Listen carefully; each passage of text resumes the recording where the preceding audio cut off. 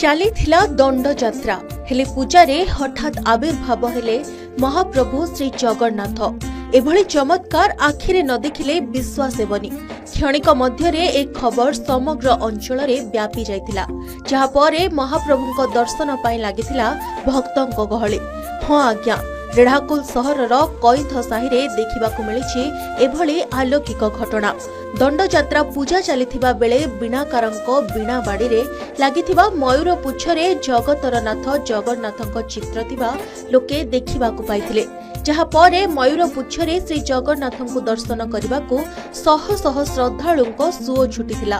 लोके नड़िया कदली धूपकाठी और उखुड़ा आदि पूजा सामग्री नै महाप्रभुଙ୍କ दर्शन करथिले। इसलिए मुझे पूजा कला बेले क्षणिक मैंने नजरटा केमती मोर बीणा बाड़ी आड़ को नजरटा पलैगला। से भितर मुझे स्वयं जगन्नाथ को आज दर्शन कली। दर्शन कर सारे मुझे निश्चित भाव टे मैंने निजक मैंने मत भय भाया लगे। भय लगे मुझे आम आर पूजारी को जी अच्छा कालिया को मुझे कालिया हाथ टे भाई देखू आउ मानने कौन जगन्नाथ गोटे फोटोटे बाहर से बोले से भी मैंने गोटे स्तब्ध हो गला भाई ना सतता आम भितर आम टे बुझाणा लगे लोक मैंने दर्शन भी कर माँ बिंदवासिनी जो बिना बाड़े साजिली बिना बाटे फोटो थी ना आज को आज 10 दिन है आम झाम यात्रा चलुँ। झाम यात्रा बुली आसलुन बहुत दिन बुली आसलुन केवे मुझे देखी ना प्रतिमा। केवल आज ठाकुर दर्शन दे पहला आमको समस्त को आम जो भक्त मैंने अच्छा भक्त मैंने दर्शन दे आगे ब्रह्मचारी बाल्य बुद्धता जाति छुआ पिला बुढ़ा बुढ़ी माँ भौणी मैंने समस्त दर्शन कर सारी से मत बहुत खुशी मु धन्यवाद। दंड यात्रार शिव काष्ठा सबु काष्ठा मध्यरु कठिन होइथाय।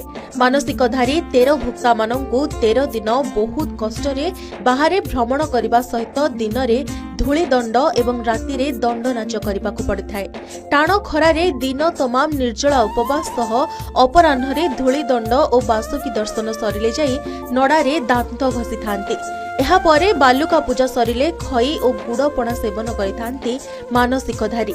राति रे जह्न देखिले चुली जालिबा आरंभ हेउथबा बेले ढोल वाद्य बजाई पूरा दिन रे थरटिए अरुआ भात भोजन करी रहिबाकु पड़े एही यात्रा रे मानसिकधारी मानंकु।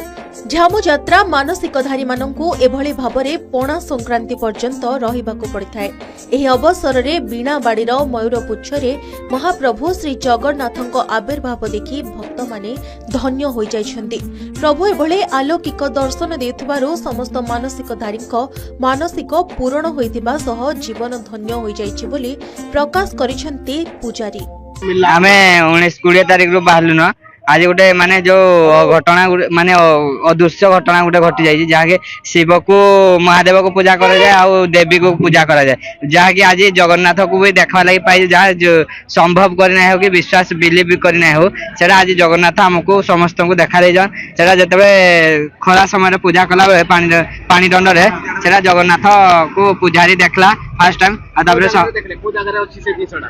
ए आम कैथ साई रेढ़ाखोल कैथ साई ए जो पानी सेवा हला बेलू पूजारी देखला और सब पिला बीणा बाड़ी रे गोटे पुछ मयूर पुछरे से माने प्रस्थित हे आम केवे देखा लगी चाह ना केवे देखी ना यहाँ आज आम बहुत दिन आज दीर्घ 12-13 दिन दंड नृत्य करें केवे देखी ना आज देखी आम आपको बहुत खुशी गर्व कथा आम यहाँ माँ बिंदवासिनी पूजा करूँ माँ शिव शिव पूजा करूँ जगन्नाथ को केवे देखी नु तेणु देखिकी आमर जिते पिला पाछ हमको बहुत खुशी लगुचे बहुत गर्वर कथा खुशी लगुचे।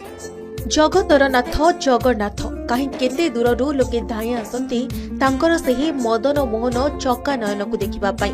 आ जे थरे सही चक्का नयन को देखे निजर आखि फेरई पारेनी। केते बेले निज भक्तों को केउ रूपरे केउठी दर्शन देबे से कथा केवल तांकु ही जणा। केते बेले भक्तों को दर्शन देबा पाई मानवीय लीला सारी रथ उपरे विराजमान करी भक्तों को दर्शन दियंती तो आउ केते बेले मयूर पुच्छरे। सतरे भक्त और भगवान का संपर्क अतुट।